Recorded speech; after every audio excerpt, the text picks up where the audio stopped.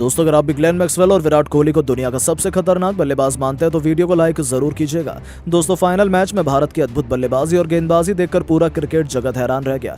Team India ने पहले बल्ले से तांडव मचाकर ऑस्ट्रेलिया के सामने सम्मानजनक स्कोर रखा, तो आखिर कैसे भारतीय लड़ाकों ने लक्ष्य को बचाते हुए जसप्रीत बुमराह, मोहम्मद शमी और रविंद्र जडेजा ने कातिलाना गेंदबाजी कर कंगारुओं को तहस नहस कर दिया। इस मैच की पूरी हाईलाइट तो हम आपको दिखाएंगे, लेकिन उससे पहले आपको क्या लगता है इस पूरे विश्व कप का सबसे खतरनाक खिलाड़ी कौन था? नीचे कमेंट करके जरूर बताएं। दोस्तों, आखिरकार 1.5 महीने के इंतजार के बाद वो दिन आ गया जब आईसीसी वर्ल्ड कप 2023 का फाइनल मुकाबला टीम इंडिया और ऑस्ट्रेलिया के बीच गुजरात के नरेंद्र मोदी स्टेडियम में खेला गया। इस मुकाबले में कप्तान रोहित शर्मा ने टॉस हारने के बाद भी पहले बल्लेबाजी करी। टीम के लिए हर मैच की तरह ओपनिंग की शुरुआत करने कप्तान रोहित शर्मा के साथ शुभमन गिल उतरे और दोनों बल्लेबाज बेहद आक्रामक अंदाज में नजर आ रहे थे और कप्तान रोहित शर्मा का पहले ही ओवर में मिचेल स्टार्क का सामना हुआ। रोहित शर्मा सूझबूझकर बल्लेबाजी कर रहे थे। उन्होंने दूसरा ओवर फेंकने आए जोश हैजलवुड की दूसरी गेंद पर खतरनाक अंदाज में आगे बढ़कर कवर ड्राइव लगा दिया। इसके बाद उन्होंने अगली ही गेंद पर एक और चौका जड़ दिया और टीम के स्कोर को तेजी से आगे बढ़ाना शुरू कर दिया। रोहित शर्मा बेहद आक्रामक अंदाज में नजर आ रहे थे। टीम के लिए चौथे ओवर फेंकने आए जोश हैजलवुड के ओवर की अंतिम 2 गेंद पर रोहित शर्मा ने पहले तो गगनचुंबी छक्का जड़ा और फिर एक खतरनाक चौका जड़कर टीम इंडिया के स्कोर को तेजी से आगे बढ़ाना शुरू कर दिया। लेकिन टीम के लिए 5वां ओवर फेंकने आए मिचेल स्टार्क ने अपने ओवर की दूसरी गेंद पर शुभमन गिल को पवेलियन का रास्ता दिखा दिया। वो टीम के स्कोर को 5 ओवर में 37 रनों तक पहुंचा दिया था। गिल मैदान के बाहर जा चुके थे। अब उनका साथ देने के लिए किंग कोहली आ गए थे। वो भी बेहद आक्रामक अंदाज में नजर आ रहे थे। आते ही उन्होंने मिचेल स्टार्क के ओवर में 1 नहीं 2 नहीं बल्कि लगातार 3 चौके लगाकर ऑस्ट्रेलियाई गेंदबाजों के पसीने छुड़ा दिए। रोहित कंगारू गेंदबाजों की कमर धुनाई करने पर तुले हुए थे। उनके बल्ले से खूब रन निकल रहे थे। पावर प्ले के अंतिम ओवर में मैक्सवेल ने उन्होंने अपने पहला छक्का और फिर एक चौका जड़ा, लेकिन इसका बदला लेने के लिए मैक्सवेल ने ऐसी खतरनाक गेंद डाली, इसके जाल में रोहित शर्मा फंस गए और वो 46 रन बनाकर टीम के लिए पवेलियन लौट गए। टीम इंडिया का 76 रनों के स्कोर पर दूसरा बड़ा झटका लग गया। अब किंग कोहली का साथ देने मैदान पर श्रेयस अय्यर आ गए और आते ही उन्होंने चौके के साथ अपना खाता खोला। टीम इंडिया का स्कोर पावर प्ले के 10 ओवर में 80 रनों तक पहुंच चुका था। टीम के लिए 11वां ओवर फेंकने आए कप्तान पैट कमिंस ने श्रेयस अय्यर को ज्यादा देर तक मैदान पर टिकने नहीं दिया और उन्हें पवेलियन का रास्ता दिखा दिया। टीम इंडिया का टॉप ऑर्डर पूरी तरह से बिखर गया। 80 रनों के स्कोर पर भारत के 3 बल्लेबाज वापस जा चुके थे। अब किंग कोहली का साथ देने के लिए मैदान पर केएल राहुल आ चुके थे। इन दोनों खिलाड़ियों के कंधों पर टीम की अहम जिम्मेदारी थी। टीम इंडिया के स्कोर को 15.5 ओवर में 100 रनों तक पहुंचा दिया था। राहुल और कोहली मिलकर टीम को मजबूत स्थिति में लाने की पूरी कोशिश कर रहे थे। दोनों खिलाड़ियों ने मिलकर टीम इंडिया के स्कोर को 20 ओवर में 115 रनों तक पहुंचा दिया। टीम इंडिया का स्कोर बहुत धीरे धीरे बढ़ रहा था। विराट कोहली संभलकर बल्लेबाजी कर रहे थे, लेकिन टीम के लिए 29वां ओवर फेंकने आए पैट कमिंस ने अपने ओवर की तीसरी गेंद पर विराट कोहली को क्लीन बोल्ड कर पवेलियन का रास्ता दिखा दिया।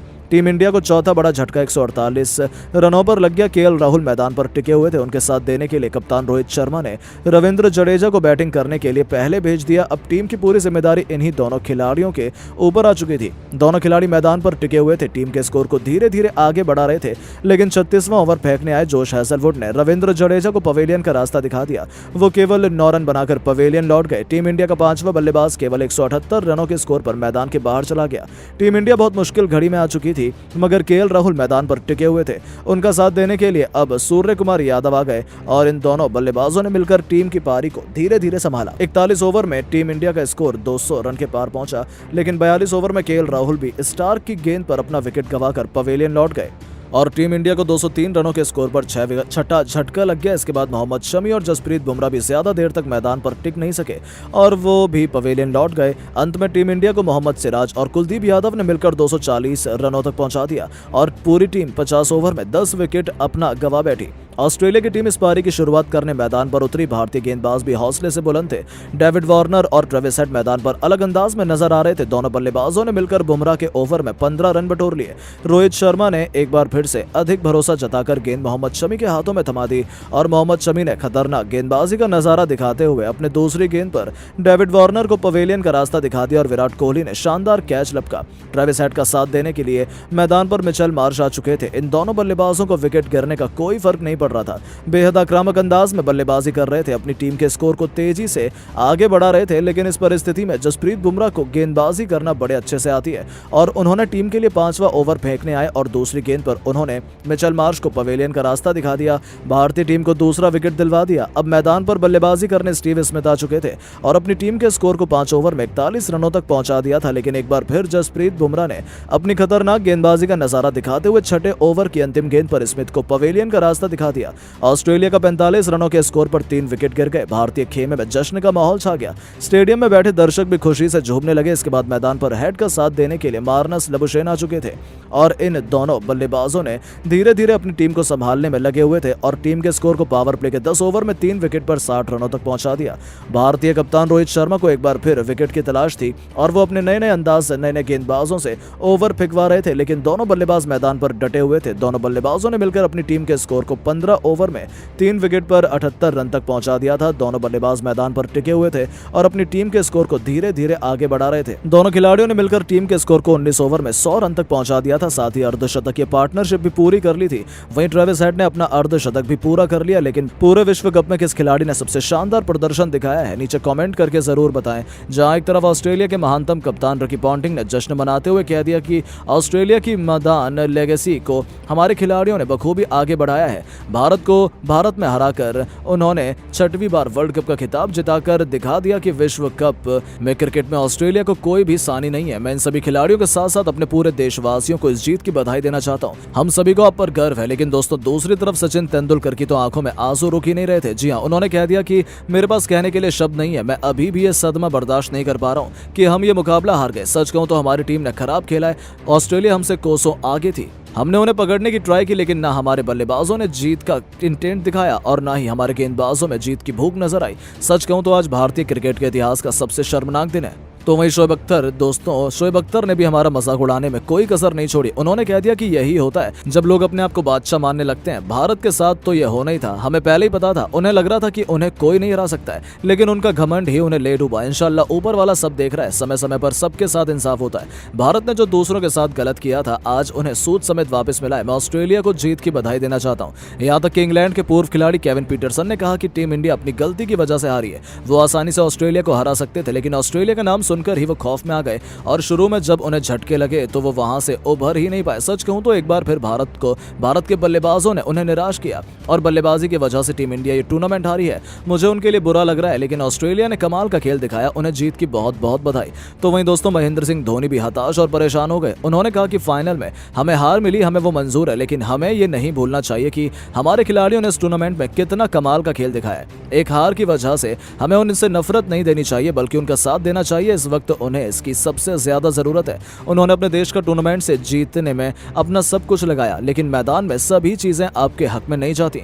ऑस्ट्रेलिया को जीत की बहुत बहुत बधाई। तो दोस्तों, सच में पूरे हिंदुस्तान में मातम का माहौल है, लेकिन अब आपको क्या लगता है कि भारत की हार का सबसे बड़ा विलन कौन है? नीचे कमेंट करके जरूर बताएं। इसके बाद तो पूरी दुनिया हैरान है, यहाँ तक कि सचिन तेंदुलकर से लेकर धोनी का गुस्सा फूट पड़ा है। जहाँ एक तरफ सचिन ने कह दिया, मैं अपनी टीम से निराश हूँ, उन्हें बल्लेबाजी करने का मौका मिला था, मैंने अपने बल्लेबाजों से अच्छी बैटिंग की उम्मीद लगाई हुई थी, उनमें वह काबिलियत थी कि वह आराम से 350 रन बना सकते थे, लेकिन ऑस्ट्रेलिया के सामने इस तरीके से बिखर जाना ये उन्हें शोभा नहीं देता।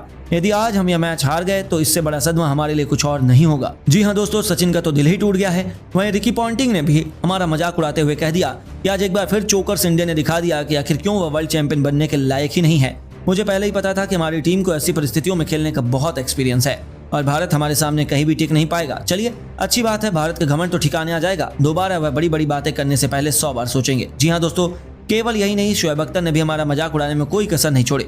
अख्तर का कहना है कि वाह टीम इंडिया, इससे अच्छा तो आप पाकिस्तान को क्वालिफाई करने देते, हम तो आपसे बेहतर ही लड़ाई लड़ते। मुझे आपसे ऐसी ही उम्मीद थी, आपको जीतना था नहीं, आपने दिखा दिया कि आखिर क्यों पूरी दुनिया आपका मजाक उड़ाती है। आज एक बार फिर आपने साबित कर दिया कि आप लोगों के केवल नाम बड़े हैं और दर्शन छोटे हैं। सबसे ज्यादा जरूरत पड़ने पर आप लोग तो वह फिल्म है जो हमेशा फ्लॉप होती है। बहुत खूब हिंदुस्तान। वहीं महेंद्र सिंह धोनी ने भी दोस्तों अपने गुस्से पर काबू नहीं रख पाए और टीम इंडिया को लताड़ लगाते उन्होंने कह दिया, एक बार फिर वही हुआ जिसका मुझे डर था। हालांकि मुझे लगा कि 4 सालों में हमारे खिलाड़ी ऐसी परिस्थितियों से निपटना सीख गए होंगे। रोहित ने इतनी बेहतरीन शुरुआत दिलाई, लेकिन फिर बीच में इतनी अधिक डॉट बॉल हमारे बल्लेबाजों ने खेल ली, जिससे दबाव हमारे पर लगातार बढ़ता गया और हम 250 रन तक भी नहीं पहुंच पाए। हालांकि हमारी गेंदबाजी में दम है, हम अभी भी मैच बचा सकते हैं, लेकिन बल्लेबाजों ने हमारे विश्व कप की उम्मीदों को लगभग समाप्त कर दिया है। दोस्तों, अंत में ब्रेटली का रिएक्शन भी निकलकर सामने आया। उन्होंने कहा कि ऑस्ट्रेलिया की तारीफ करनी पड़ेगी, गेंदबाजों ने कमाल की गेंदबाजी की है। मुझे अपने खिलाड़ियों से ऐसी ही उम्मीद थी, लेकिन कहीं ना कहीं भारतीय टीम ने खुद अपने ही ऊपर मुसीबत मोल ली है। उन्हें इतनी बेहतरीन शुरुआत मिली थी, चाहते तो वह आसानी से 350 रन बना सकते थे, लेकिन भारतीय बल्लेबाज खुद ही आउट होने पर तुले हुए थे। इसमें हम क्या ही कर सकते हैं। बहुत बहुत बधाई हो ऑस्ट्रेलिया एक और वर्ल्ड कप की जीत के लिए। तो दोस्तों, सच में जहां हर एक हिंदुस्तानी निराश है, वहीं पूरी दुनिया में हमारा मजाक बन रहा है।